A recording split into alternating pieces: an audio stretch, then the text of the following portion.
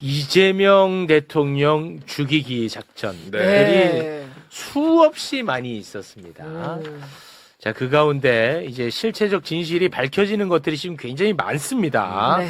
오늘은 박상용이 이제 끝내자. 이제는 진짜 끝낸다. 네. 아, 이거는 우리가 어. 솔직히 물론 그 전까지 나온 것만으로도 끝났습니다만 이상하게 안 끝나서 속상해요. 네. 근데 이번에는 또 완벽한 물증이 나와버렸습니다. 관련한 이야기, 전문가 두 분과 이야기를 나누겠습니다. 먼저 봉지욱 기자님 박수로 모시겠습니다. 네, 안녕하세요. 고맙습니다. 자, 그리고 이화영 전 부지사의 변호를 맡은 분이죠. 입니다. 네, 네. 고맙습니다. 수원지검 박상용 검사가 이재명 대통령을 대북 송금 사건으로 잡아넣기 위해서 이화영 부지사의 변호인을 회유한 정황이 담긴 녹취가 이번에 처음으로 공개가 됐습니다. 네. 2023년 5월 17일 이화영 부지사를 회유하기 위한 이른바 연어술 파티가 있었다는 것은 이제는 뭐 이제 머릿속에 모르는 사람이 없죠. 다 됐죠. 네. 뭐 수없이 많은 정황 증거가 많았잖아. 네. 네. 자, 그런데 드디어 박상용이 목소리가 담긴 녹취가 이번에 공개가 됐습니다. 2023년 6월 19일 박상용 검사가 이화영 부지사의 변호인 서민석 변호사, 저희가 서민석 변호사 이야기도 많이 하지 않았습니까? 네. 서민석 변호사에게 전화를 걸어서 이재명이 주범이라는 법정 진술만 하면 보석으로 빼주겠다는 식의 회유가 담긴 녹취가 이번에 공개가 됐습니다. 네.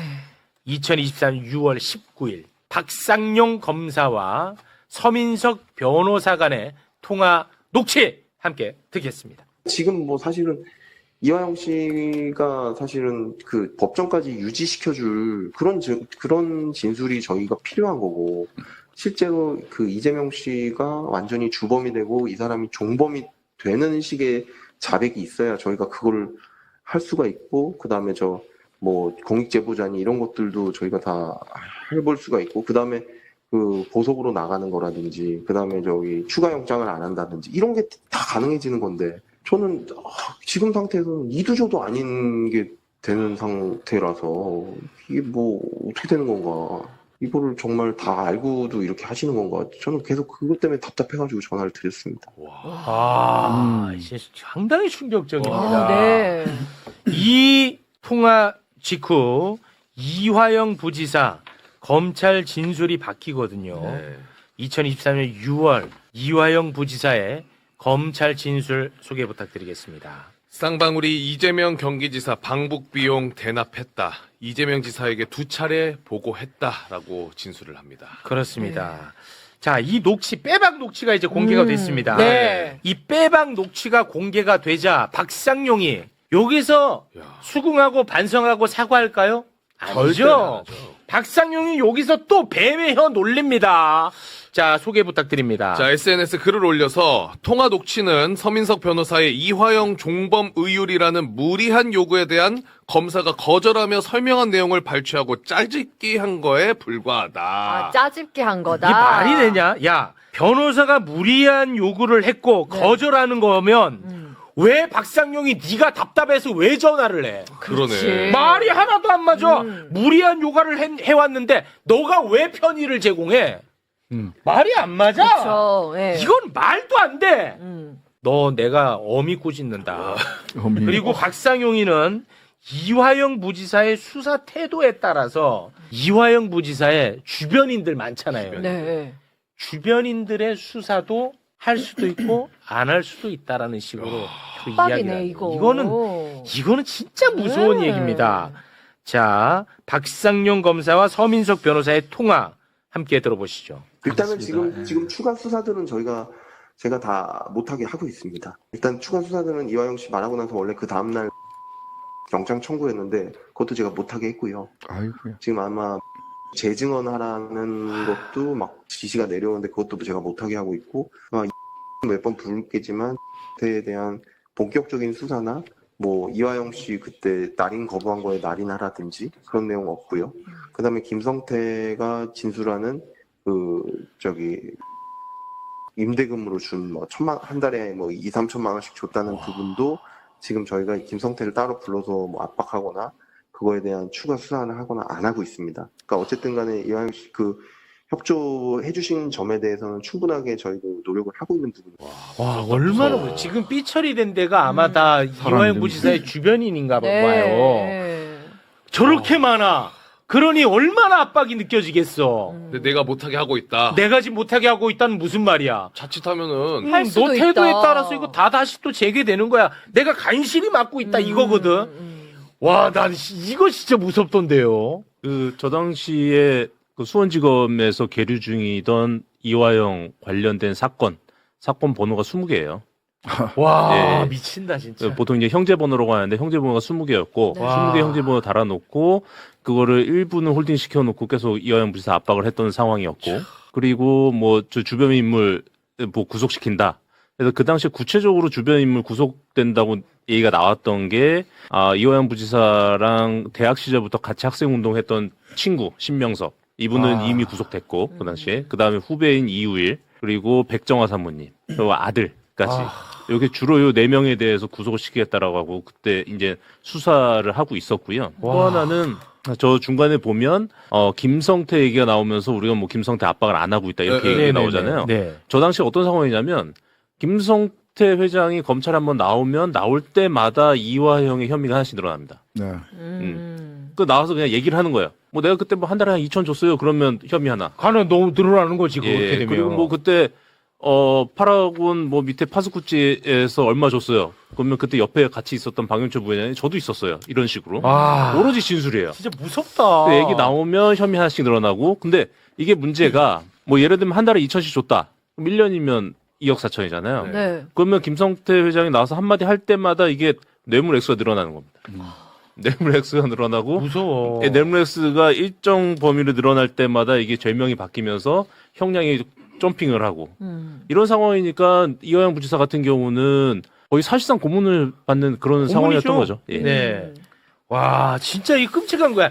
그러니까 새로운 거를 계속 만들어내면서 이거를 막아준다고 표현하는 것도 진짜 악마 같은 모습입니다. 제가 볼 땐 그렇습니다. 근데 지금 댓글에 자꾸만 그 파일 제공한 서민석 변호사와 관련된 이야기를 하는데 저는 이 건은 일단은 잠깐 전 논외로 하고 싶어요. 왜냐면 이게 본질은 아니잖아. 난 이 본질에 난 박상용이를 잡고 싶어요. 그래서 그 부분은 나는 잠깐 좀 논외로 할게요. 예, 오늘 매불쇼에서만큼. 이 내용 자체 너무 충격적이에요. 이게 본질이니까 네. 본질에 좀 집중을 하겠습니다. 네, 봉주 기자님. 그러니까 지금 녹음 파일이 더 준비되어 있는 게 있나요?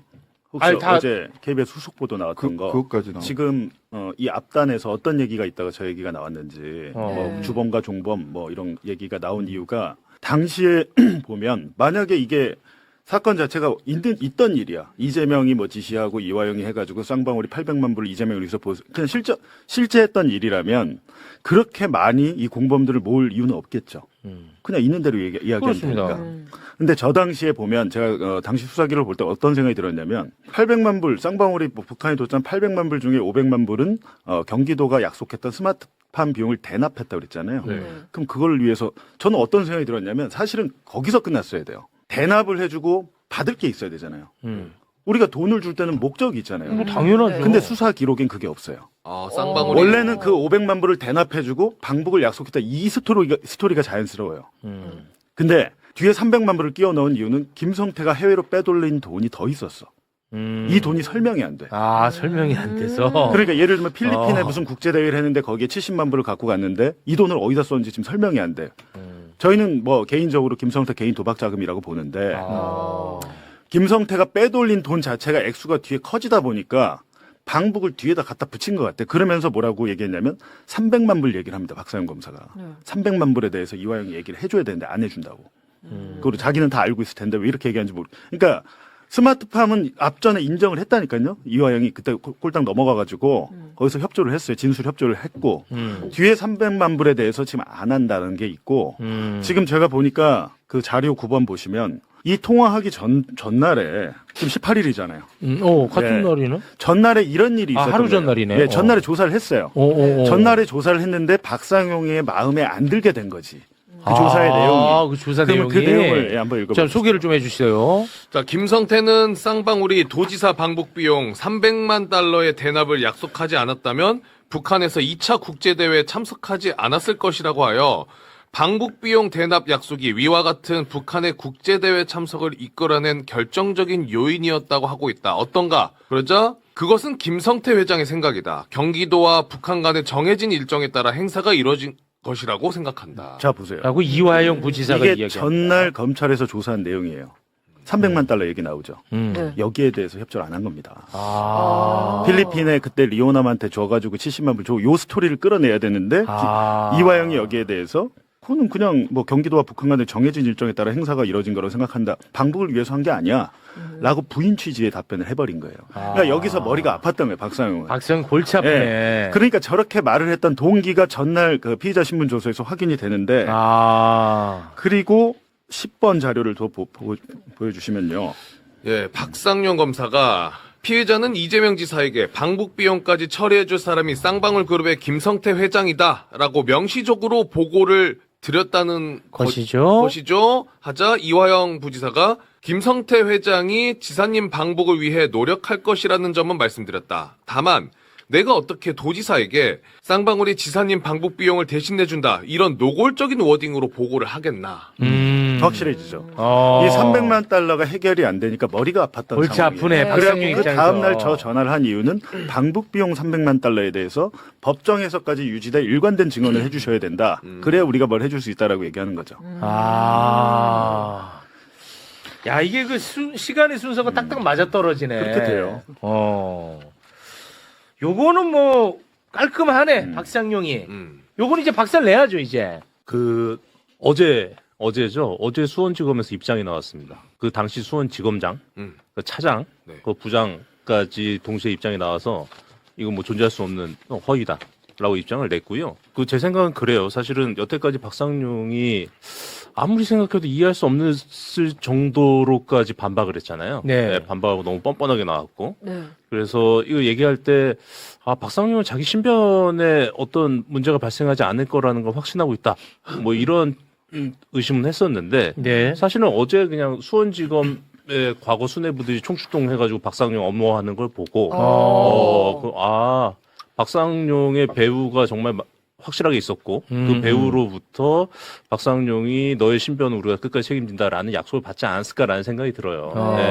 그리고 지금 이 녹취까지 나오니까 더 이상 그 수뇌부들이 더는 뒤에 숨어 있을 수 없는 상황이 발생을 하고 네. 또 하나는 이전에 박상용이 몇 번 입장을 내면서 무슨 얘기를 했었냐면 이 정도 사이즈의 사건을 할 때 나 같은 평검사 혼자 못한다. 네, 맞아요. 수뇌부가 다 소통하고 보고하면서 한다라고 얘기했는데 네. 그때 사실상 수뇌부에 대한 어떠한 메시지를 줬다고 저는 생각을 해요. 네. 나 내쁘지 마라. 네. 그랬고 그 이후에 그제 상황까지 터지고 나니까 수뇌부들이 이제 명확하게 박상용을 엄호하러 나선 걸로 보입니다. 보이기 때문에 글쎄요, 이제는 이 정도 상황까지 왔는데 박상용을 더 이상 업무할 수 있을까라는 생각이 뭐 들고. 방법이 없지 뭐. 네, 그렇다고 하면 뭐 제가 희망하는 바는 박상용 검사가 여태까지 은근히 좀 경고했듯이 본인들의 수뇌부까지 함께 좀 자폭하는 상황이 왔으면 좋겠다. 이런 생각을 좀 합니다. 저는 자폭할 거라고 봐요. 사실은 자폭을 할 수밖에 없어요. 그 국정조사하죠. 이제 국정조사 끝나면 국정조사로 끝나느냐, 조작기소 국정조사로 끝나느냐, 절대 끝날 수 없습니다. 왜냐하면 국정조사는 사실관계를 밝히는데 한계가 있기 마련이에요. 요거는 수사가 필요한데, 요거는 조금 더 진하게 조사해야 되는데, 라는 과제를 남기게 돼 있습니다. 네. 그 과제를 남기게 되면 지난번에 김용민 의원 얘기했던 것처럼 저도 뭐 법안 이미 발의해 놨다고 했는데 검찰권 오남용 윤석열 검찰과 윤석열 정권 시기에 있었던 조작기소 검찰권 오남용에 대해서 전체적으로 더 진한 조사와 수사가 필요하다라고 하는 국민적 여론일 수밖에 없고요. 네. 거기에 대해서는 특별법을 통해서 더 진한 조사로 들어갈 수밖에 없어요. 그렇게 되면 그쪽 안에서 검찰 내부에서는 그 과거 수뇌부 쪽에서는 당연히 그 나만 살겠다고 뛰쳐나오는 사람이 분명히 나오게 돼 있습니다. 근데 이때 저는 물타기가 오지게 들어갈 사람들이 어느 쪽이냐? 네. 국민의힘입니다. 국민의힘 의원들이 지금 어제부터 나경원 의원부터 시작해가지고 그렇더라고요. 녹취록 시비를 국민의힘에서 걸어요. 박상훈보다 왜 그래? 더 세게 난 얘기를 그게 해요. 진짜 나도. 이해가 안 가. 네. 아니, 자기들이 조작한 것도 아닌데 왜 난리야? 다 그 조작의 뒷배가 자기 자신이라고 하는 걸 스스로 저는 자백하는 거라고 생각을 난 하거든요. 진짜 이상하더라고. 네. 근데- 국힘 의원들이 정말 근데 골 저는 때립니다. 그 지금. 이유가 있다고 보는 게요. 네. 2023년 1월에 대장동으로 이제 이재명 민주당 대표 1차 구속영장 청구했다가 체포동의안 부결돼서 끝났잖아요. 네. 그거는 그냥 불구속 기소를 했고 그 다음에 가장 중요했던 수사가 대북송금 수사였어요. 그랬죠. 이걸로 2차 영장 청구를 했어야 되는 건데 네. 이거를 일개 검사가 혼자 소설을 지어가지고 할 수 아이, 없습니다. 말이 안 이게 되죠. 제 생각에는 한동훈이 지금 국정조사에 자기 나오겠다고 하는데 네. 이거를 특검, 만약 상설특검이랄지 국정조사 끝난 다음에 수사를 해보면 용산서부터 다 연결이 돼 있는 걸로 보이거든요. 저희 윤석열 명예훼손 기자 사건도 그렇고 그냥 검사가 무슨 기자들한테 억하심장이 있어서 그걸 하겠습니까? 상식적으로 이제 그걸 보면 가장 윗선 그리고 그 중간 단계 그리고 최종 실행자 이렇게 해서 나올 것 같아요. 그래서 국민의힘이 나설 수밖에 없겠죠. 이게 게이트가 될 수가 있으니까. 이 사건은 좀 시간을 좀 앞으로 당겨봐야 이해가 되는데 저희들이 좀 착각하는 부분이 하나가 있어요. 어떤 부분이냐면 김성태라는 사람의 존재입니다. 그러니까 김성태라는 사람이 그냥 시정자패가 아닙니다. 예, 그냥 뭐 혼이 얘기하는 게 건달 뭐 이 정도가 아니라 네. 사실상 거의 뭐 전국을 평정했던 한때 전국구 조폭, 그다음에 사채업계도 평정했고 그걸 통해서 기업까지 인수해가지고 기업 인수 후에 기업 운영에서도 상당한 발군의 실력을 보여준 사람이에요. 보통 사람이 아닙니다. 네. 근데 김성태가 23년 1월에 송환이 되는데 김성태가 송환이 됐을 때 이미 쌍방울 관련된 모든 그 왁구가 다 짜여 있었어요. 그러니까 금감원이 들어가서 쌍방울 다 그 아작을 내고 그 쌍방울 관련돼서 수백 명 직원들 불러다가 다 조사를 하고 그래서 사실상 김성태가 송환돼 와가지고 김성태가 추가로 뭐 구체적인 진술을 할 필요가 없을 정도로 그 그림을 다 만들어 놨었는데 네. 이 정도 사이즈의 그림을 만들 때 박상용이나 일개 평검사 혼자서 금강원도 동원하고 국세청도 동원하고 그치. 예, 네. 심지어 타청 검찰의 타청까지 동원을 해가지고 쌍방울이란 그룹 자체를 완전히 왁구를 짜놓는다는 것은 불가능해요. 그렇습니다. 네. 네. 알겠습니다. 그리고 이게 지금 이제 이거 한 개가 있는 게 아니고요. 시간이- 네. 여러 개 있어요. 녹음 파일이. 그리고 녹음 파일이 더 내일 있어요? 추가 녹음 파일이 그게 더 심각해 보이는데 아, 이제 저는 이제 더 있어? 어제 더 있어요. 저 이제 개인 방송 매봉쇼에서 이제 서민석 변호사랑 좀 통화를 했는데 네. 내일 이제 2023년 5월 17일에 연호의 술 파티로 딱 지목된 날이잖아요. 네. 네네. 2, 3일 뒤에 바로 본인이 구치소 가서 이화영 부지사 접견하고 나왔는데 박상용한테 바로 전화가 왔대요. 오. 그러니까 회유 뭐 이런 게 있는지 몰랐는데 가서 이화영 부지사한테 들었대요. 뭐 술 파티도 듣고 뭐 이런저런 얘기를 듣고 딱 구치소를 나서는데 박상용에게 전화가 와서 여러 가지 그 회유와 관련한 그 조건들 이걸 얘기를 했다고 합니다. 오. 네, 그러면서 이제 본인이 여러 가지 대화를 하고 왜냐하면 이화영 부지사가 말하지 않은 것까지 박상용이 막 말을 해가지고 굉장히 구체적으로 녹음이 돼 있는데 내일 아침에 공개됩니다. 와. 야, 박상용이 그동안에 행복했다잉. 이제 끝이야. 그리고 이번 주 금요일에 이제 TBS 제가 진행하는 봉지욱의 봉인해제에서 세 번째 녹음 파일 공개될 예정. 네. 굉장히 많은가 봐요. 아, 자신 10개 있어 정도 될 하더라고요. 겁니다. 아, 너무 한 10개 좋습니다. 정도 된다. 네. 근데 이제 여기서 녹음 파일 관련해가지고 다 까자 왜 한꺼번에 안 까고 뭐 조작하냐 뭐 짜깁기 하냐 이런 얘기 하잖아요. 바보입니까? 왜 그걸 한 번에 깝니까? 그건 뭐 알아서 할 문제지 왜 간섭해? 아니, 하나 해놓고 저쪽에서 무슨 거짓말 하는가 보고 그렇지. 또 하고 또 하고 어. 차근차근 하는 거예요. 뭘 다 네. 까? 마치 무슨 뭐 숨기고 조작하는 거 있는 것처럼 이야기하는 거. 네. 뭐 천하람 의원도 그런 이야기 하셨던데 바보입니까? 누가 그걸 한 번에 다 깝니까? 네. 아니 근데 그 진짜 특이해. 천하람 같은 사람들을 왜 이 진실을 밝히는 거에 함께하지 않아? 뭐 이렇게 뭐 무슨 일이 있는지 뭐 잘은 모르겠습니다만 그 다음에 한동훈 씨 굉장히 요새 좀 약간 신나서 깝치던데 죄송합니다. 아니 왜 국민의 대표십니다. 국정조사에 자기 안 부르냐 뭐 꿀리냐 뭐 어쩌고 저쩌고 얘기를 하는데요. 딱 기다리고 계세요. 국정조사 끝나고 나면 제가 보기엔 이거 더 진한 조사와 수사로 나아갈 수밖에 없어요. 그때 네. 되면 지금 국정조사 갖고는 박상용 정도를 잡을 수는 있지만 아까 봉지욱 진짜 기자가 얘기하신 윗선. 그 윗선에서 어떤 작전이 있었는가는 국정조사로 다 밝힐 수가 없어요. 그렇습니다. 네.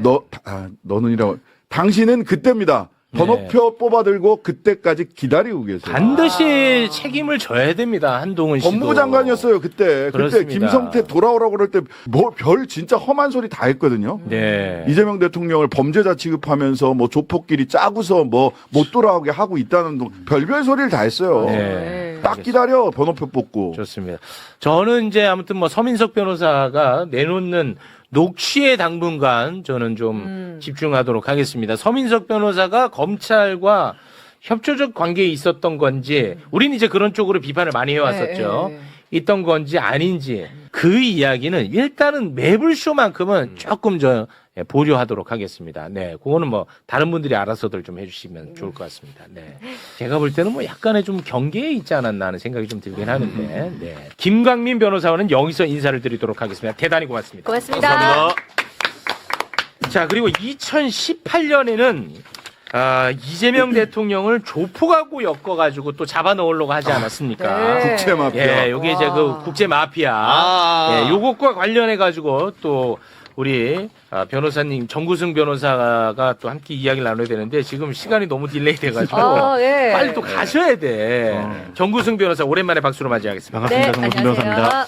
그 파타야 살인 사건이라는 게 2015년에 있었어요. 네. 15년. 예, 근데 거기에 이제 주범이 우리가 많이 다뤘던 김영진, 아, 김영진. 공범이 윤명균이라는 자입니다. 윤명균. 근데 이 윤명균을 봉지욱 기자하고 정구승 변호사가 접견을 했어요? 저가 접근을 했어요. 아, 정구승 변호사가 접견했어요? 그렇죠. 변호사가 아니니까. 언제 왜 좀- 그러니까 원래 1월 달에 저한테 서신이 왔어요. 올 1월에요? 예, 마약 사건이 추가건이 있어서 좀 맡아주지 않겠냐라고 했는데 단가가 안 맞아갖고 아. 일단 홀드를 했었는데 이번에 나오는 얘기를 듣고 저 그 이름 알아요 하다가 좀 사실관계를 확인해 볼 수 있을 것 같고 저는 이미 그분이랑은 관계를 터놓은 상황이었기 때문에 네. 지난주 금요일 접견을 하고 왔습니다. 지난주 금요일에 접견했어요? 예. 그러면은 내일도 접견 예약이 돼 있고. 아니, 잠깐만 이게 이거를 이제 보고 이제 정구승에 전화 와서 저 그 사람 윤명균을 안다. 처음에는 우리가 김영진 얘기만 했잖아요. 그렇지. 근데 김영진은 2015년 사건 나고 베트남에서 피신에 있다가 2018년 4월에 압송돼서 오고 윤명균은 2015년 11월 살인사건 나자마자 태국 수사당국의 자수예요. 자수해가지고 거기서 수사받고 재판받고 징역 한 15년 받는데 태국은 되게 특이한 게 국왕의 생일이라고 가석방을 시켜준 거예요. 5년 만에. 가석방 됐어? 네, 5년 만에. 네. 근데 2021년에 윤명균이 태국에서 가석방이 됐는데 범죄자니까 뭐 밖에 내놓을 수는 없고 태국에서 이민국 교도소 이게 외국인들 이렇게 범죄 저지른 사람들 모아놓은 데가 있나 봐요. 이민국 교도소에 가둬놨던 거예요. 근데 그거를 알고 보니까 김영진의 편지 내용 중에 공범 윤명균에 대한 내용이 있는데 3번 한번 보시죠. 와, 이것도 뭐 이야기가. 김영진 옥중 편지인데요. 윤명균이 참지 못하고 사인을 했으나 국제협약에 따른 한국 송환이 늦어지면서 대선이 끝난 2022년 4월 22일 한국 송환이 이루어졌습니다. 주 태국 대한민국 대사관에서는 윤명균은 대선에 이용될까봐 한국 송환을 거부한다라는 내용으로 수사 보고서까지 버젓이 작성됐고 윤명균의 재판 증거로까지 제출하였습니다. 그러니까 이게 와, 윤명균을 대선에 활용하려고 했나 보네. 그러니까 김영진의 편지에 그 내용이 있는 거예요. 오늘 시간이 없으니까 지금 뭐 요거 정도만 보기로 하고.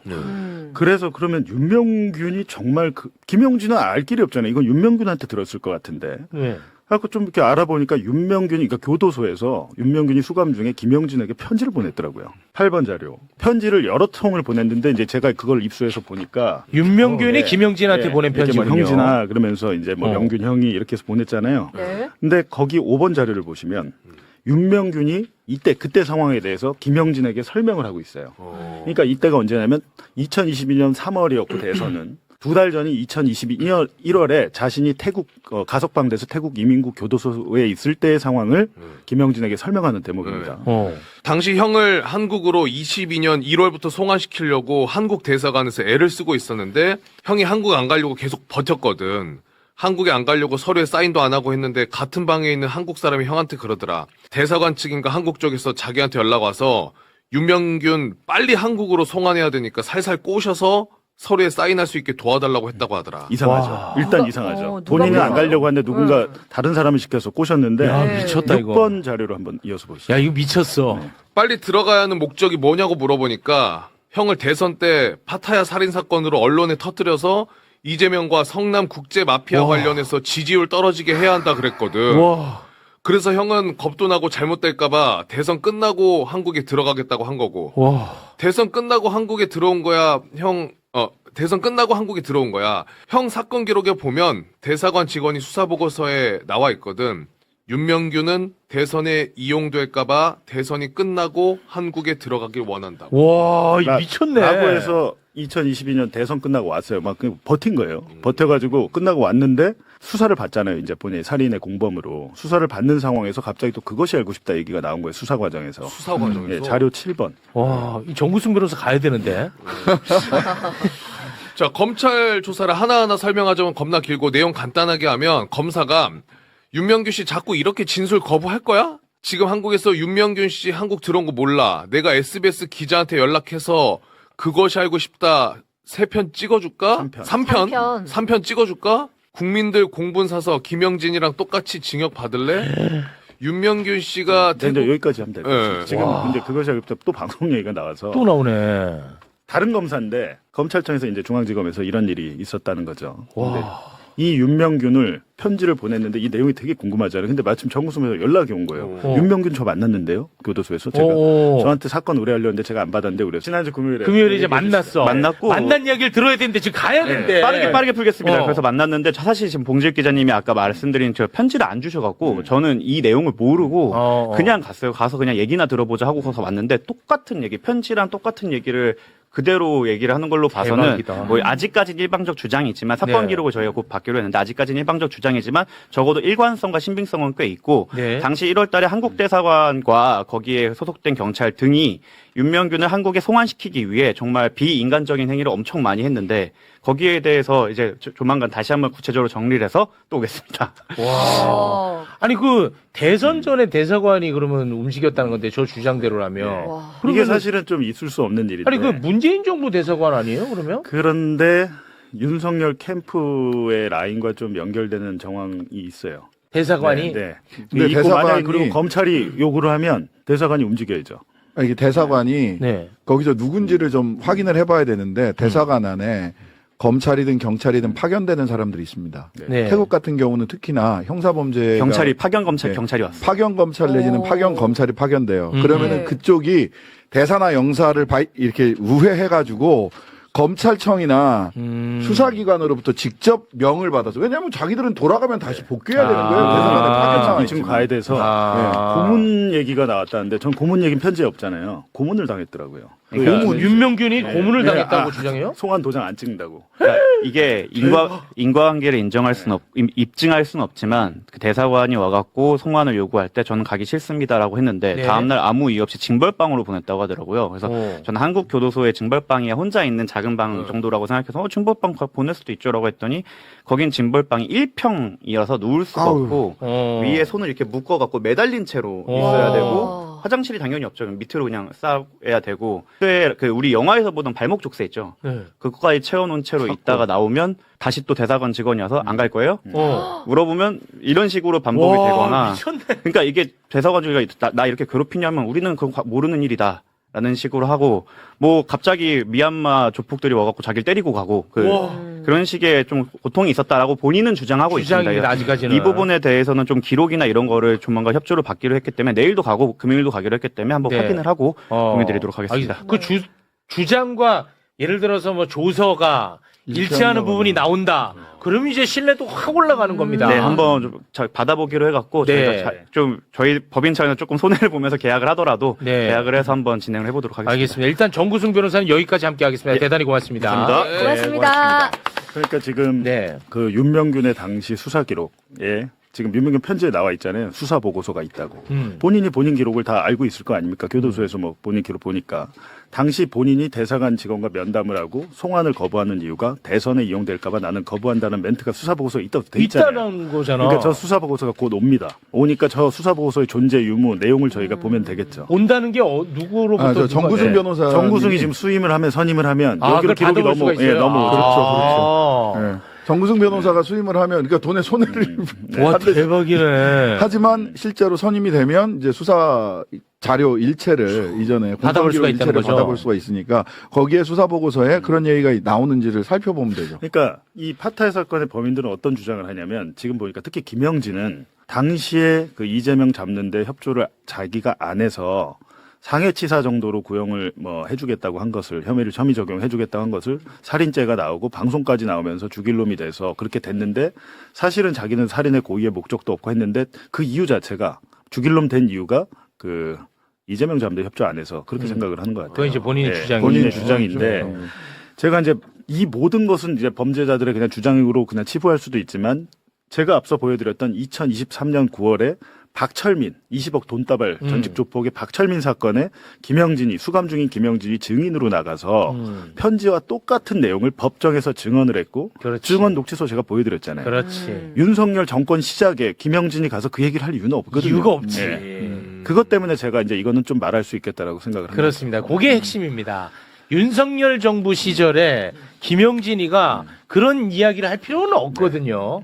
그게 굉장히 중요하다고 그리고 저도 오늘 봤습니다. 여기 이제 매블쇼 오기 전에 김영진 담당 주임 검사한테 이제 전화는 뭐 저한테 못하겠다 문자로 와서 전화를 했는데 전화를 안 받아서 전화를 하게 되면은 박상용이처럼 악의적으로 짝입기 될 수 있어서 전화는 못하겠고 그 이메일이 왔어요. 본인의 입장을 담은 이메일이 왔는데 뭐 전혀 그것이 알고 싶다에 자료를 준다거나 검찰에서 뭐 협조를 한 바도 없고 전혀 사실이 아니다라는 입장을 전해왔습니다. 전해왔으니까 제가 또 네. 그걸 전해드려야 되는 것이고 근데 무엇이 제가 그래서 그러는 거예요. 무엇이 진실인지 모르는 상황에서는 이거를 좀 수사기 검찰이잖아요. 우리가 뭐 언론이 검찰을 뭐 어떻게 할 수 있습니까? 그렇습니다. 그렇다면 그 권한이 있는 법무부에서 감찰을 한번 해보시라는 거예요.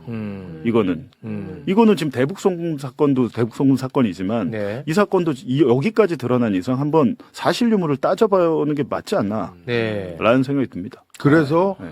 그래서 지금 국정조사는 윤석열 정부 기간 동안만을 들여다보고 있거든요. 근데 윤석열 검찰총장 시절에 벌였던 그렇지. 검찰권 남용까지 같이 봐야 돼요. 요거는 중앙지검 시절이거든요. 네, 뭐 중앙지검장. 그거까지를 뭐 연결을 할 수도 있고 하여튼간에 중앙지검장. 이거는 수사가 필요합니다. 그렇습니다. 검찰권 오남용과 관련돼서는 전면적인 진상조사가 필요해요. 그래서 이거 윤석열이 중앙지검장 시절부터 꼭 좀 시작을 해주세요. 그때부터 봐야 되겠네. 그때부터 봐야 돼. 요거는 맞잖아. 중앙지검장. 그러니까 중앙지검장 시절이고요. 예, 오늘 뭐 시간이 없어서 길게 못했는데 보다 많은 내용이 궁금하신 분들은 야, 정말 이런 엄청난 국가 권력을 통해서 이재명 하나 잡아놓으려고 했는데 이걸 다 극복을 해내고 그러니까요. 대통령까지 됐다는 게 네. 정말 기적 같은 생각이 너무너무 많이 들어. 할 수 있는 거 다 한 것 같아요. 그러니까. 사선을 넘어온 거예요. 아니 근데 와. 대통령이 지금 최근에 이제 제주 4.3 네. 기념공원 이제 참배하시고 그렇지. 하면서